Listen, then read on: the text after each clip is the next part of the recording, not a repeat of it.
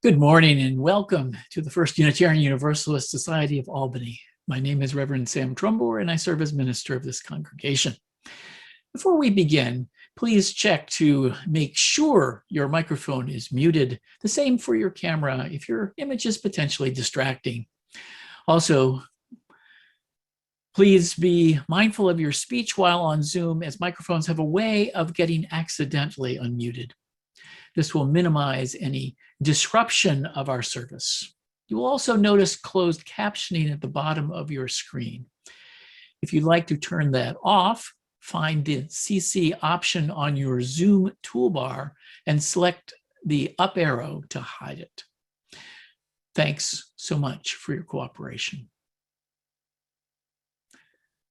This is now a time of transition from ordinary time to sacred time. Time to check in with your body, to collect your attention, to be present in this moment. Let this moment be separated from yesterday and tomorrow. May this virtual space become a sanctuary for the next hour. Allow your screen to transform into a virtual community hall to experience images, sounds, and music, songs, poetry, and prose that will lift your heart, broaden your mind, and move you to do justice in the world in the service of building beloved community. May this virtual service be holy time for each of us that joins us together in the celebration of life.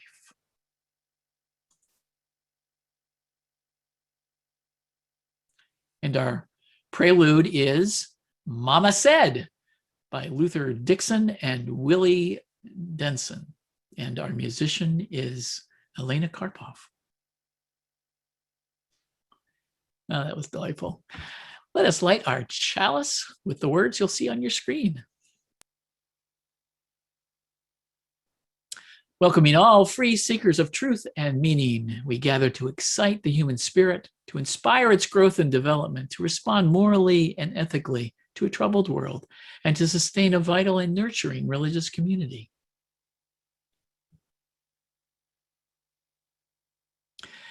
And we have a beautiful song that we can sing together. Now I Recall My Childhood by Frederick Smith, words by Richard Tagore. And again, Elena will be leading us in song. Our wisdom tale, The Merger, A Tale of Two Kingdoms, is an original, a collaboration by Leah Purcell, our religious educator, and Liza Earl Centers, the religious educator of the First Unitarian Church of Montpelier, Vermont. Let us enjoy their work. Once upon a time, there was a vast land with forests and valleys and rolling hills. There were two far-ranging kingdoms in the land. Each had a capital city with its own castle, where the kings and queens and royal advisors of each kingdom lived. One kingdom's name was the people of the flowers. The other was the people of the trees. Both kingdoms were made up of basically good-hearted people. They all wanted to care for the land and for their families and for their neighbors. Each morning, an honor guard of each kingdom would hoist their flag from the highest point of their castle, hoping their symbol would be seen throughout the land. But every morning, a dreary fog rolled in and covered the land. It was so thick that neither flag was seen from far away, and the fog muffled sounds coming from outside each castle. Despite the fog, the people in both kingdoms had bright spirits. The people of the flowers sing songs glorifying the flowers, and the people of the trees sang songs praising trees.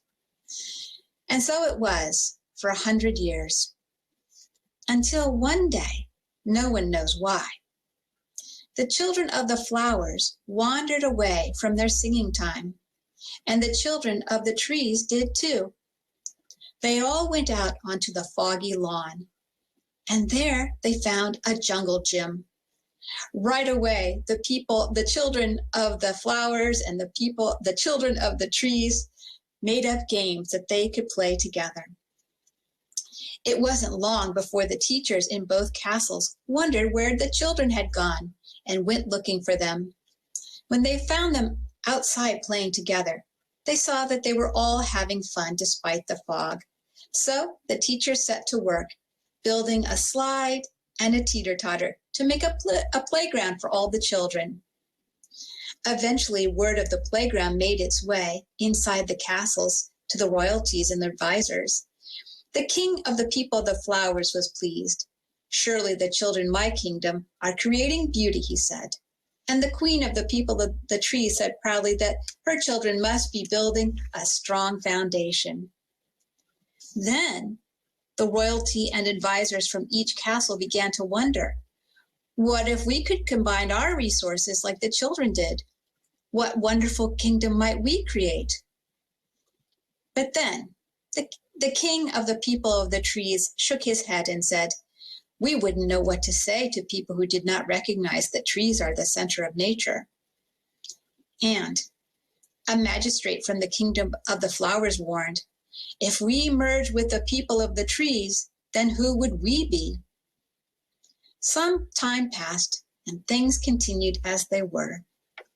And then, no one knows why, a gentle breeze blew across the land and lifted the fog. The royalty and advisors in each kingdom leaned out their windows. They could see both flags flying high in the sky. They could see the children and teachers in the playground below. In the breeze, they could hear their two songs becoming one harmonious tune. Then the royalty and advisors from both castles came down from their towers, and they met outside on the lawn.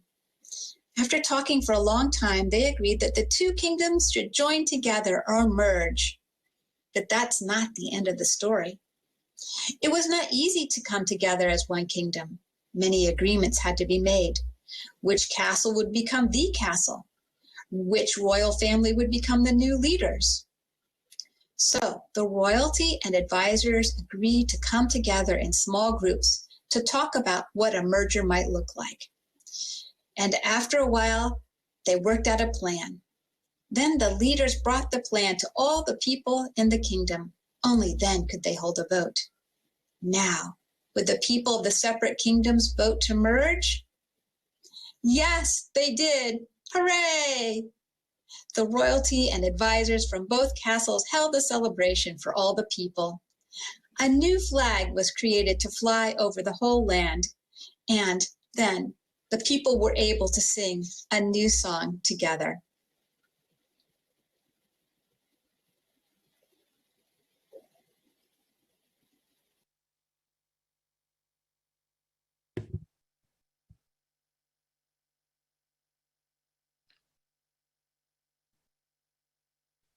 Okay. Lovely. And I think I'm hoping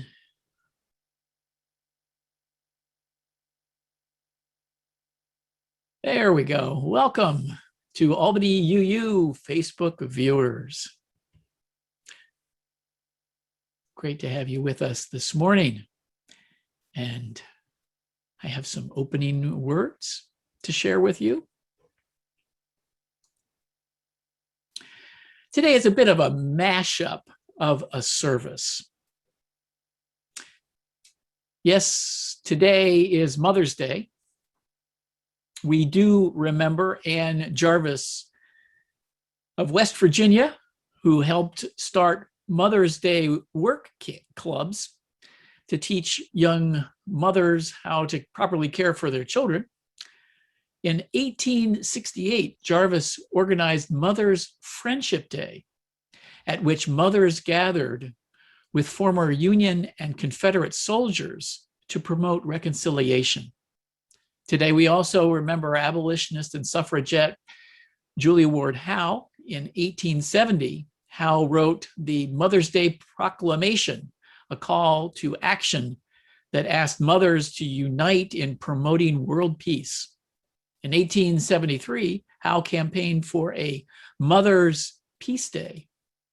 We also honor Anna Jarvis, the daughter of Anne Reeves Jarvis, who initiated the official Mother's Day holiday following her mother's death in 1905.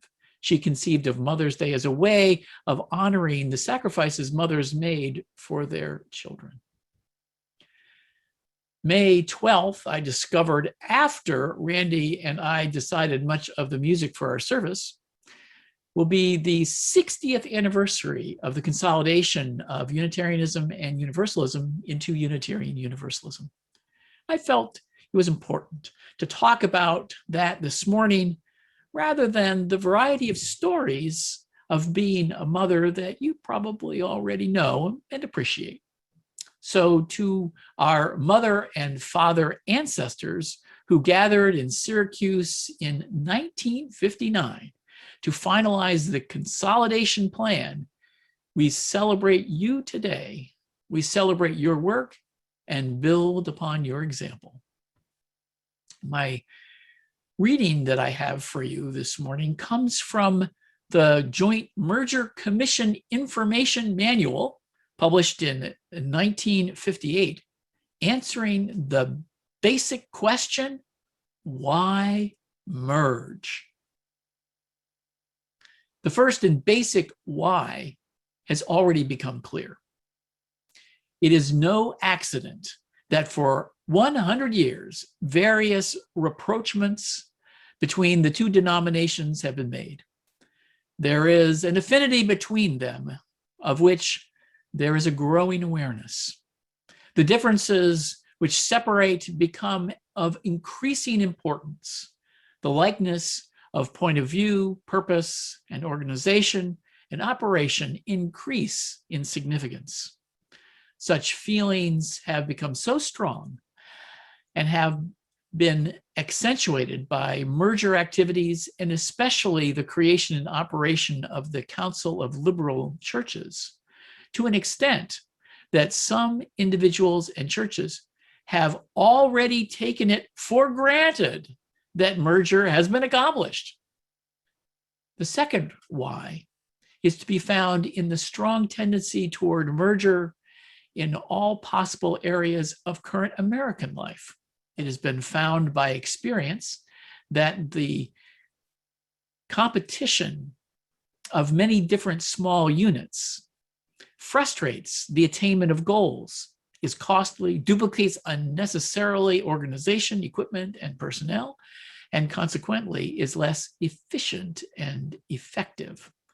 The ecclesiastical realm cannot escape the influence of this current thinking. And skipping to the fourth reason, there is a fourth reason of which many deeply religious and serious-minded people are increasingly sensitive.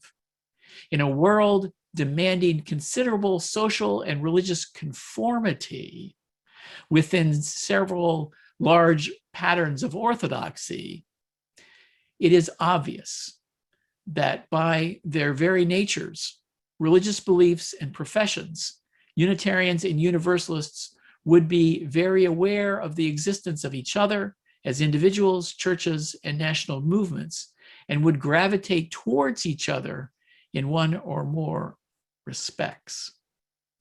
In general, it is quite clear that both denominations wish to dispose of the question, one way or another, as there is much to be done. Today, liberal religion appears to be on the threshold of a new era, a new life where it seems imperative that the sooner this question is resolved, the better. Here end the reading. And for our spoken meditation, I've got some words that Kimberly Debus, a minister in Round Lake, close by, who wrote in her hymnal blog, she wrote a blog about all the hymns, and she reminded me that in 1933, Marion Franklin Ham wrote the lyrics to what we now know as hymn number 145 in the Gray Hymnal, as tranquil streams. Those words were written for the first, I didn't realize this, for the first hymnal shared by the American Unitarian Association and the Universalist Church of America, called Hymns of the Spirit. I think it was published in 1938. It was intentionally written to celebrate the growing relationship between them, who they were finding it useful to work together. As the final words were cast and a new Unitarian Universalist Association was born, the assembled sang this symbolic hymn together. And I'll use the words for our meditation to celebrate 60 years of Unitarian Universalism. Let us turn inward to receive these words. As tranquil streams that meet and merge and flow as one to seek the sea, our kindred hearts and minds unite to build a church that shall be free. Free from the bonds that bind the mind to narrow thought and lifeless creed. Free from a social code that fails to serve the cause of human need. A freedom that reveres the past, but trusts the dawning future more, and bids the soul in search of truth adventure boldly and explore. Prophetic Church, the future waits your liberating ministry. Go forward in the power of love. Proclaim the truth that makes us free. Let's take these words inward and ponder them, as well as our own thoughts, reflections, and prayers during our silent meditation. I know.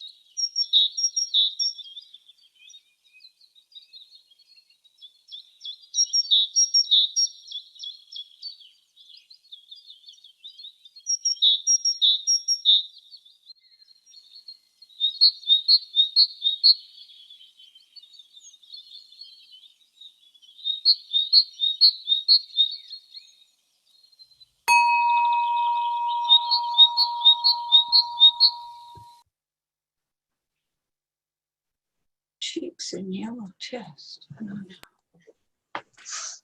Why are Black we, head. Hi. why are we unmuted? All right.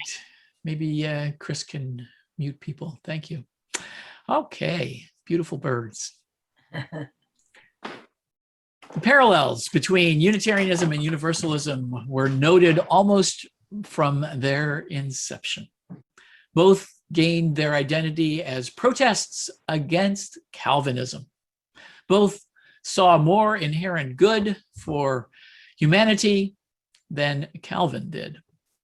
Both rejected Puritans' warped view of election that selected only a small group of the visible saints to go to heaven and the rest of wretched humanity damned to hell. Universalists believed God's love for humanity was so great that none of us would suffer eternal hellfire. The Unitarians recognized goodness in all humanity implanted by God that could be realized through the process of character development. Rather than mired in sinfulness that couldn't be escaped except through Christ's salvific intervention, each of us has a unique potential, a gift to the world we are called by God to develop for the good of all. Even in the early 1800s, the parallels were noticed by guiding lights like William Ellery Channing of the Unitarians and Hosea Ballou of the Universalists.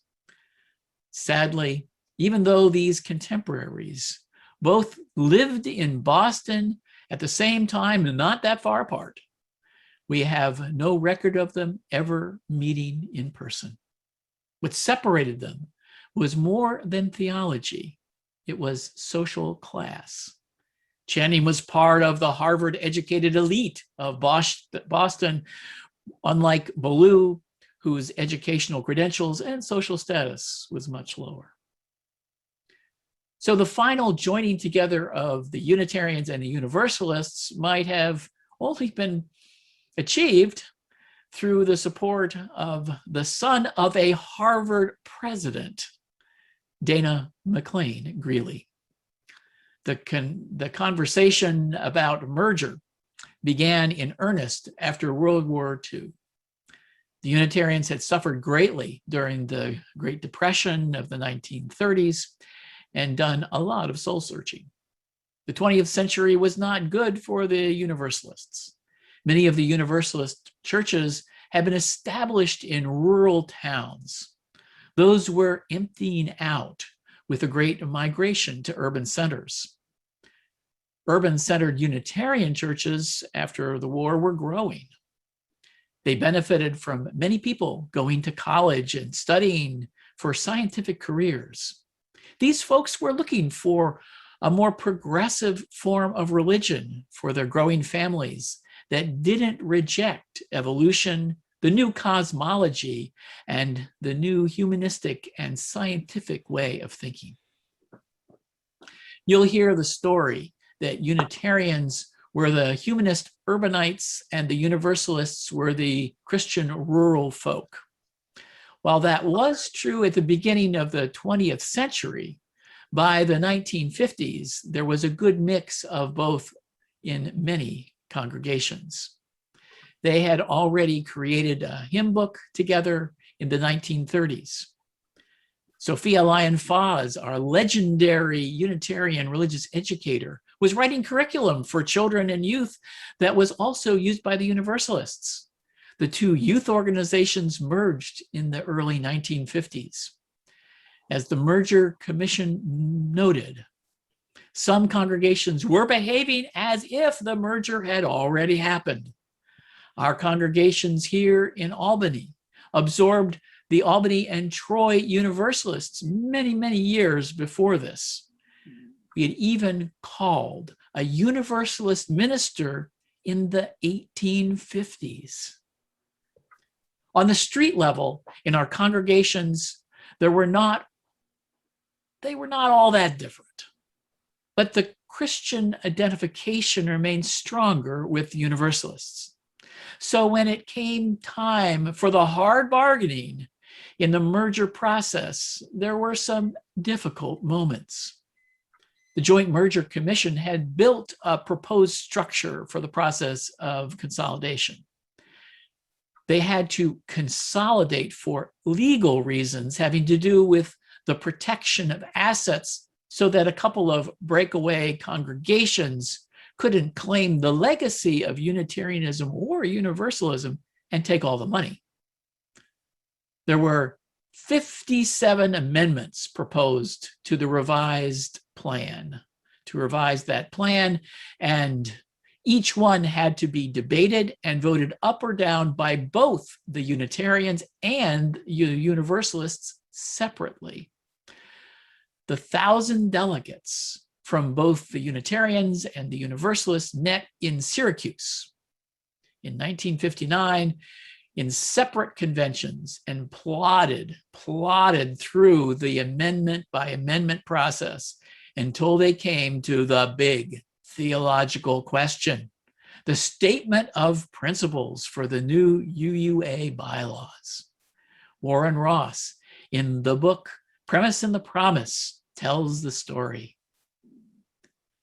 There were essentially three factions: the traditional theists, who wanted a reference not only to God, but to our Christian heritage; the universalist theists, who preferred acknowledging the great prophets and teachers of humanity in every age and tradition; and the humanists, who would just as soon do without reference to any deity.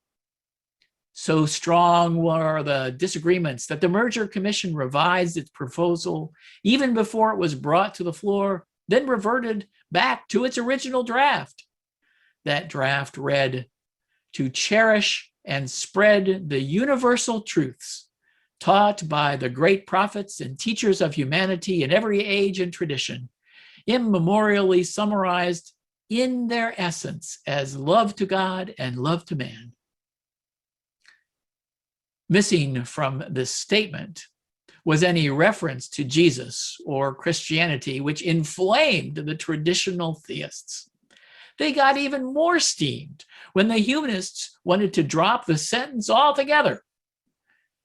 A group of 20 ministers, led by Donald S. Harrington of Community Church in New York City, proposed adding "our Judeo-Christian tradition to heal deep cleavages, which otherwise may seriously imperil the success of the merger effort and the general morale of liberal religion." Meanwhile, the Universalists had passed the original version by a margin of 4-1. There was much late night maneuvering and debating and negotiating into the wee hours of the morning. They were almost ready to give up and adjourn at 1:30 in the morning, but they kept on going, and a compromise was finally hammered out. The compromise? Changing the wording from "our Judeo-Christian tradition" to "the Judeo-Christian tradition." Not everyone was happy, but there were enough votes, and this was Unitarian votes, to keep the merger consolidation process moving forward. With overwhelming support in votes in both Unitarian and Universalist congregations, the consolidation was finalized May 12, 1961. Those two words, "our" and "the," are powerful, important descriptors of the detour the Unitarian Universalist Association took away from its roots. In essence, it tried to create itself ex nihilo without being bound to a religious past and trusting the dawning future more. Part of that creation process relegated theology to be a personal concern rather than a collective endeavor. This gave rise to the fallacy, often repeated by people about us: you can believe anything you want and be a UU. Many in our congregations behaved this way in the 1970s and the 1980s. Individualism dominated and suppressed the drive to grow our corporate identity, purpose, mission, and vision. The Reverend David Bumbaugh wrote clearly about this in the UU World for the 50th anniversary issue that was published in the summer of 2011. He contrasts the two statements.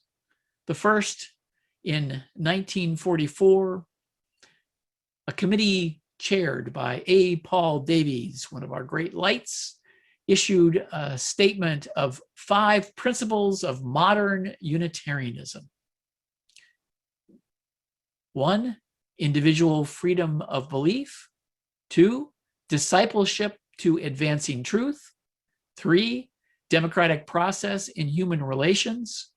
4, universal brotherhood, undivided by nation, race, or creed.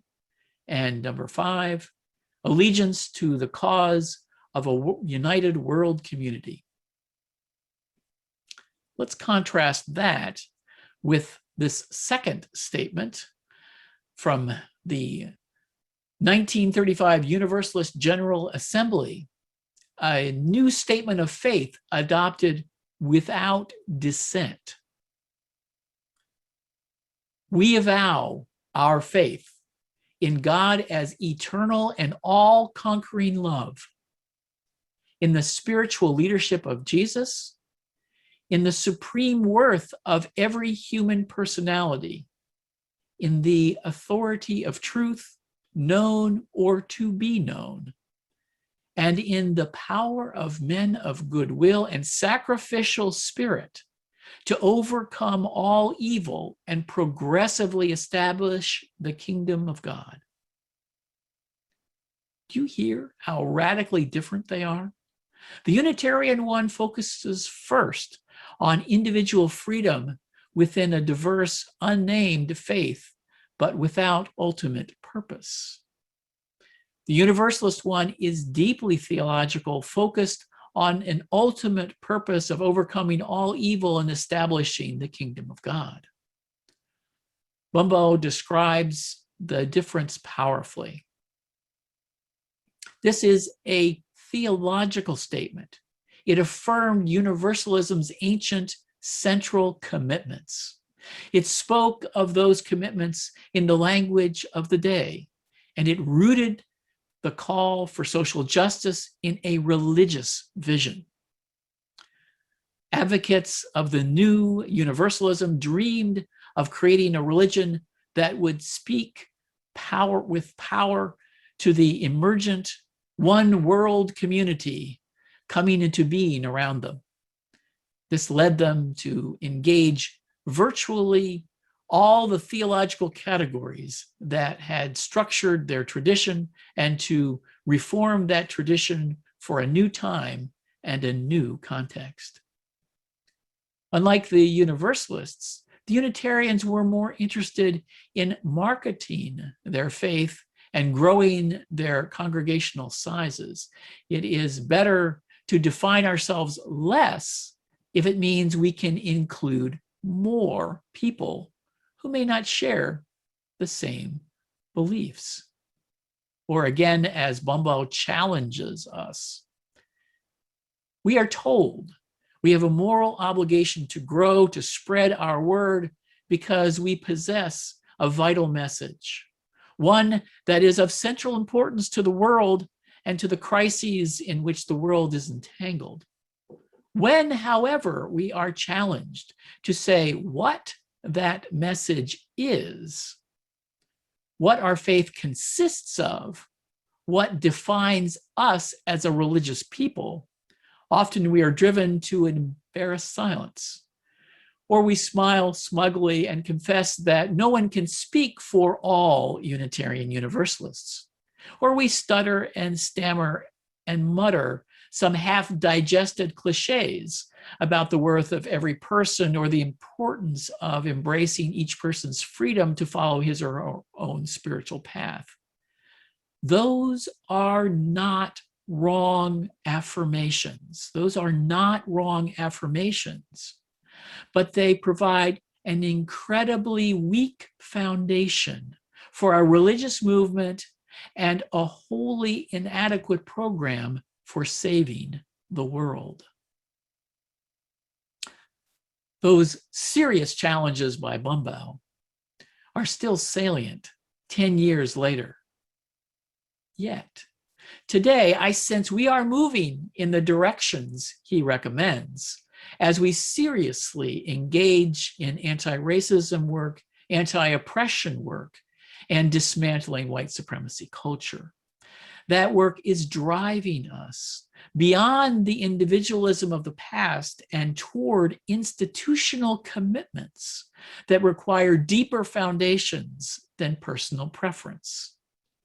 We need a faith that challenges us, shakes us out of complacency, and demands action, at times sacrificial action. Bumbaugh wrote his critique 10 years ago. Where are we today? There are several trends in our congregations that are moving us away from radical individualism. One is creating covenants that elevate the way we relate to each other and the community we create together above individual freedom to say and do whatever we want. Covenant work supports building a stronger sense of we rather than being a collection of atomized individuals doing our own thing. The movement that started in 2013 that directly addresses questions of belief, service, and especially responsibility that Bumbaugh raised is the 8th Principle Project. And here's the language for that. We, the member congregations of the Unitarian Universalist Association, covenant to affirm and promote journeying toward spiritual wholeness by working to build a diverse, multicultural, beloved community by our actions that accountably dismantle racism and other oppressions in ourselves and in our institutions. Beloved community is the contemporary universalized language for the theological concept of the kingdom or realm of God that directed the Universalists in 1935. The language of responsibility today is framed as accountability. Implicit in this statement is the belief that spiritual wholeness is found through diverse, multicultural, beloved community, not through monocultural conformity. The good is served by abandoning the belief in one and only one true way to perfection. This need for responsibility and accountability is necessary, a necessary part of religion we neglect at our peril. The growth process, the process of growth and development, practically from kindergarten, moves us away from preoccupation with ourselves and toward that which is beyond us. If that doesn't begin to happen in adolescence with a peer group or a sports team, it kicks in through marriage, raising children, employment, and civic engagement in a democracy. Our challenge is and continues to be widening our sense of we beyond our tribe, beyond our region, beyond our nation, beyond our race and class, and today beyond even our species to the well-being of the planet. We can't skip over any one of these steps of widening our embrace of all beings in a systemic whole, a spiritual wholeness of life itself. And to do that, we need a theological vision that reaches beyond us. The good news is that we are on the road to developing that theological vision. I'd like to close with the Reverend Dr. Richard S. Gilbert's attempt at putting that theological vision into language. He offered it 12 years ago at an event commemorating that famous 1959 consolidation meeting in Syracuse I spoke of earlier. This is his updated revision of the 1935 Universalist Statement of Faith, because Reverend Gilbert is a Universalist by birth, updated statement of faith for the 21st century. We avow our faith in an indifferent but benign cosmos. An interdependent web of existence of which we are a part, a creative impulse that pervades the universe, manifest on earth as nature, over time as history, and in humanity as love. The spiritual leadership of all the great prophets of the human spirit who lived in love for justice. The Church Universal, composed of all the generations who have shared birth and death and all that lies between. In the priesthood of all believers who care for one another, in the prophethood of all believers who seek the reign of righteousness, in the free and disciplined search for truth in religious community, in the authority of truth known or to be known, in the inherent worth of each human being, the dignity of every earth citizen, in the power of people of goodwill and sacrificial spirit to build the beloved community of earth. So be it.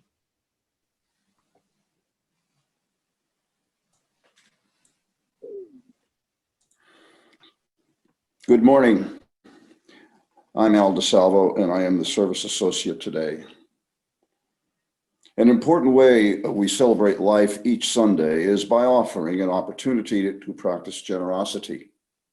Members and friends support our congregation with an annual pledge paid throughout the year. Another way to support the good work of this congregation is by making a generous contribution by way of one of the options now shown on this slide.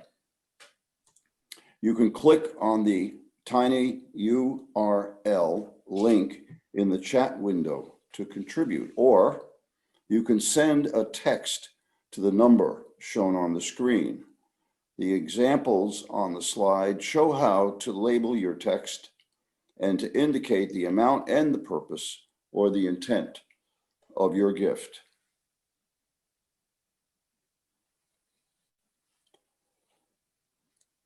We must now say goodbye to our Facebook friends. Consider joining us next time by visiting albanyuu.org.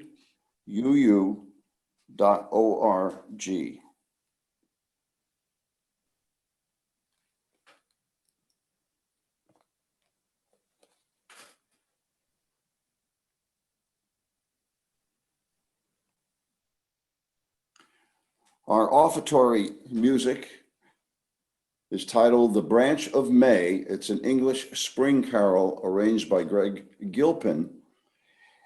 And we are going to listen to the Albany UU Virtual Choir. And now we'll have a from Karen Kaufman. Thank you. Good morning. I'm Karen Kaufman. This is the second in our series of community messages on the 8th principle. Actually, Sam covered part of this already in his sermon, but I'd like to reinforce it, recite the 8th principle, and talk about a phrase within it.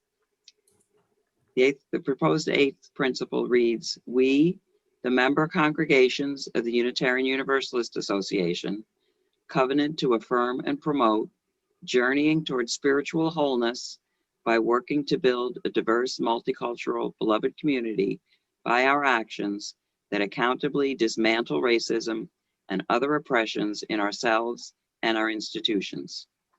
Today's key phrase is spiritual wholeness. We UUs have many fine spiritual traditions and practices, but we must always be aware that many of our traditions and practices are most comfortable for those who started and shaped them. That is, mostly white people. This whiteness is only a part of the whole spirituality picture, and we aspire to be more inclusive. An expanded spirituality with more perspectives is both more welcoming and more fulfilling. The eighth principle calls us to aspire to the spiritual wholeness. Thank you.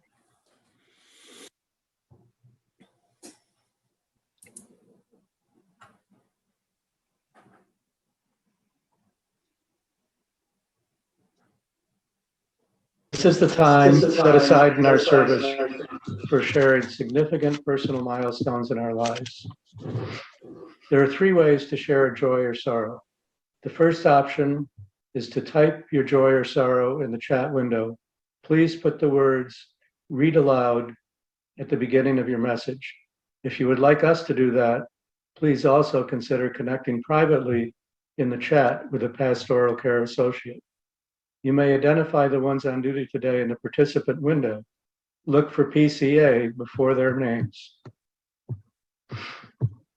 The second option is to click the raise hand symbol found either in the participant window or under the reactions button. Our technician will invite you to unmute yourself and speak your joy or sorrow. The third option is to submit a joy or sorrow using our website by noon on Friday prior to the service. We'll begin by reading those that were submitted this past week, and then we'll hear the spoken joys and sorrows, followed by the chat entries that are to be read aloud. And Chris, I don't think there were any this week, but No, there were no pre-submitted ones. So if there are folks who would like to share, go ahead and raise your hand and I'll get to you. And we'll start with Michelle Rozier. Go ahead and unmute and share. Good morning. So I'm Michelle DeRocher, and many of you may or may not know, but I've not been working now for a year and a half, which is quite a long time. And I'm pleased to report that I started a job 3 weeks ago, and I'm now working at Goldman Sachs ACO in Latham, and I'm just delighted, and it couldn't have been, they're just very welcoming. It's a great place. So thank you. Thank you. Good news. So I just wanted to let people know that Jack Heinzen is home from the hospital. He was in there for a week with an infection, a pretty serious infection. And he's also undergoing pretty major cancer treatment.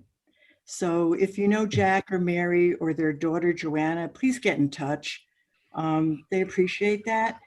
And he's getting a little stronger. He's very tired, but he's undergoing infusions at home now for the infection. So just get in touch. And if you'd like to provide a meal, get in touch with Mary because she's handling everything. So there's a little overwhelm, hard time for the family. Thank you. All right. Thank you, Sharon. And we'll move on to Julie Lameau. Go ahead and unmute Julie and share, please. Hi, I have a couple of joys.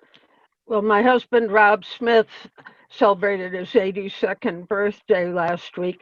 Also, we celebrated our 46th wedding anniversary last Monday, and we celebrated by actually dining out at a place called Junior's in North Greenbush, which was pretty good. And also, I'm the runner-up of a short story contest in Rensselaer County that is co-sponsored by the East Greenbush Library and Historical Society and so on. And it was short stories regarding experiences with COVID during the pandemic, set in Rensselaer County. So they're having a big reception in June. So I'm psyched about that. It's also going to be published in a national magazine. So I'll let you know more about that when the time arrives. So thank you. Good to see everybody. I also want to just say it was good to hear the quote from Dick Gilbert because he's a great guy. Okay, Right, that's okay. it.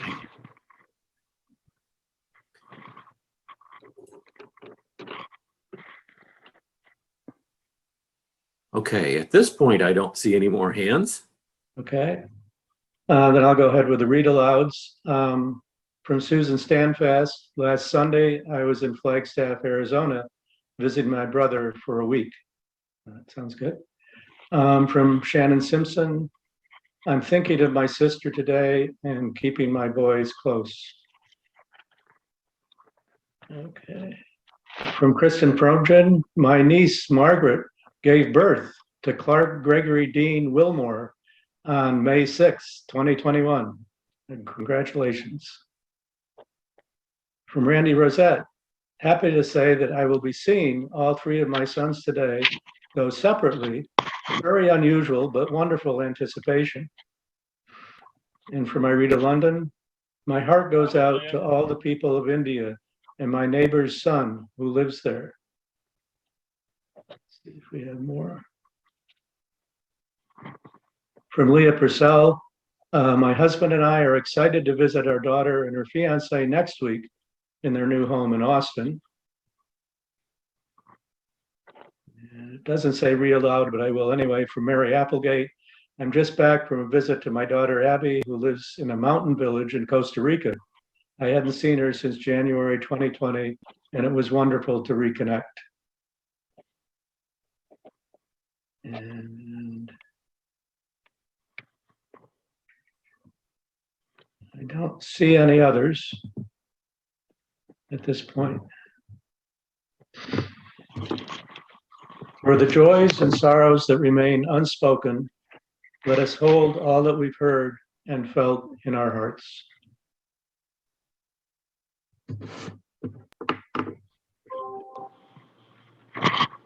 And for a prayer of affirmation,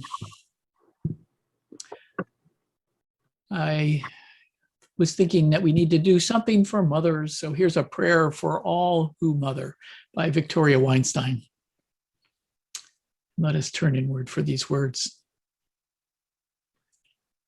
We reflect in thanksgiving this day for all those whose lives have nurtured ours, the life-giving ones who heal with their presence, who listen in sympathy, who give wise advice, but only when asked for it.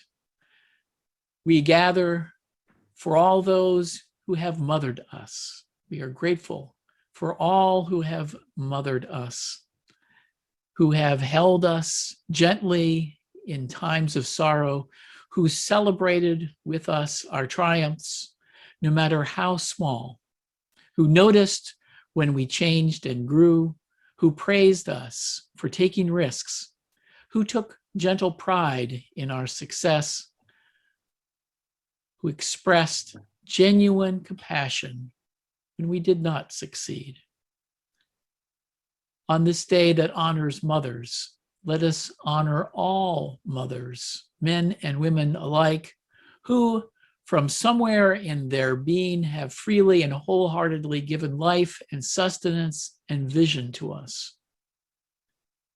Dear God, Mother, Father of us all, grant us life-giving ways, strength for birthing, and a nurturing spirit that we may take attentive care of our world, our communities, and those precious beings entrusted to us by biology or by destiny or by friendship, fellowship, or fate. Give us the heart of a mother today. Amen.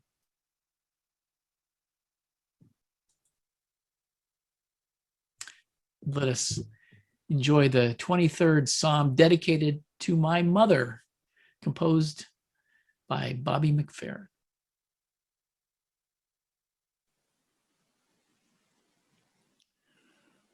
As we extinguish the chalice, please join in the word shown on the screen. We extinguish this flame, but not the light of truth, the warmth of community, or the fire of commitment. These we carry in our hearts until we are together again.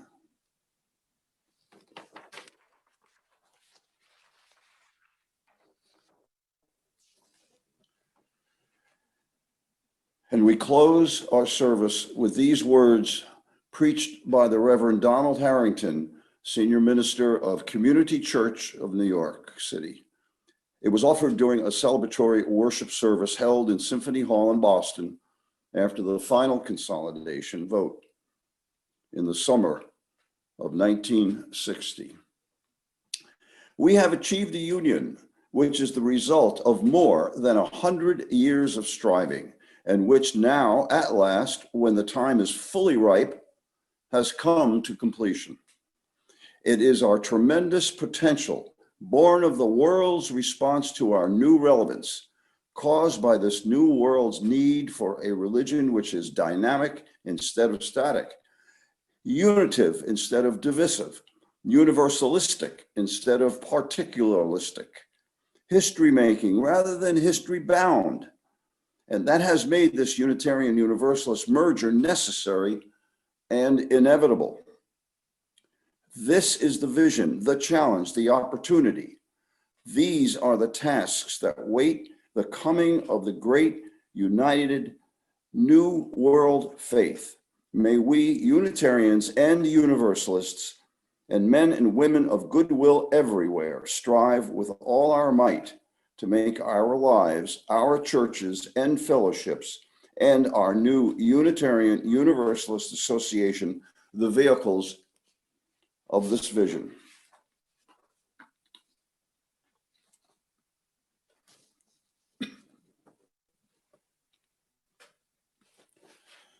And today we thank our musicians, the great Albany UU Virtual Choir, and Elena Karpov. Our music coordination by Randy Rosette. Our ushers today were Kristen Abbas, Kathy Harris, Fred Ames, and Chuck Manning. Pastoral care associates include Chuck Manning and Phil Rich. Our community message was by Karen Kaufman. Our welcomer, Barb Manning. Our service associate, yours truly, Al DeSalvo. Technical support by Chris Jensen and office support by Elizabeth Baldus and Tammy Hathaway.